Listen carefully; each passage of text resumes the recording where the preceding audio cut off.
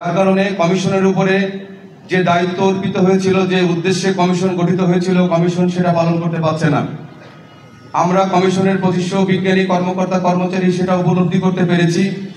এই উপলব্ধি করতে পারা আমাদের অনেক সময় লেগেছে, আমাদের আরও আগে উপলব্ধি হওয়া উচিত ছিল, কিন্তু আমরা শেষ পর্যন্ত উপলব্ধি করতে পেরেছি বলেই আমরা 1 মাসের উপরে অধৈর্য না হয়ে ধৈর্য ধরে নানান রকম উস্কানি মোকাবেলা করে বিশৃঙ্খল না হয়ে সরকার বিরোধী কোনো অবস্থান না নিয়ে আমরা আমাদের দাবির প্রতি অটল থেকে আমরা আমাদের আন্দোলন চালিয়ে যাচ্ছি।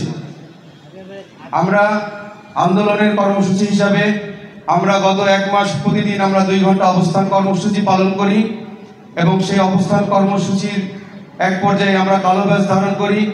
আমরা কালো ব্যাজ ধারণ শেষে আমরা গত 4 মে 4 তারিখে আমরা আমাদের সকল কর্মকর্তা কর্মচারী বিজ্ঞানীর প্রায় 1613টা স্বাক্ষর সহ মাননীয় প্রধান উপদেষ্টা বরাবর আমরা একটি স্মারকলিপি প্রণয়ন করি।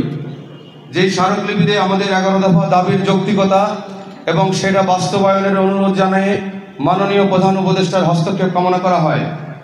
মাননীয় প্রধান উপদেষ্টার দপ্তর থেকে আমাদের সেই স্মারকলিপি ওনার মুখ্য সচিব একটি পত্রের মাধ্যমে বিজ্ঞান ও প্রযুক্তি মন্ত্রণালয়ের সচিব বরাবর গত 14 তারিখে প্রেরণ করেন, কিন্তু বিজ্ঞান ও প্রযুক্তি মন্ত্রণালয় অদ্যাবধি আমাদের দাবি আদায়ের কোনো উদ্যোগ না নিয়ে, কোনো আলোচনার উদ্যোগ না নিয়ে একের পর এক কমিশনের এখতিয়ারভুক্ত বিভিন্ন বিষয়ে দিতে হস্তক্ষেপ সহ নানান রকম অযাচিত কর্মকাণ্ড পরিচালিত করছে।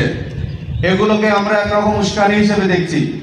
বিজ্ঞান ও প্রযুক্তি মন্ত্রণালয়ের ভিতরে আমাদের যে সমস্ত ফ্যাসিবাদী শক্তির দোসর রয়ে গেছে এখনো, তাদের অনেকের নাম ইতিমধ্যে প্রচারিত হয়েছে। তারা চাচ্ছে আমাদেরকে উস্কানি দিয়ে আমাদের এই আন্দোলন ভিন্ন পথে পরিচালিত করতে।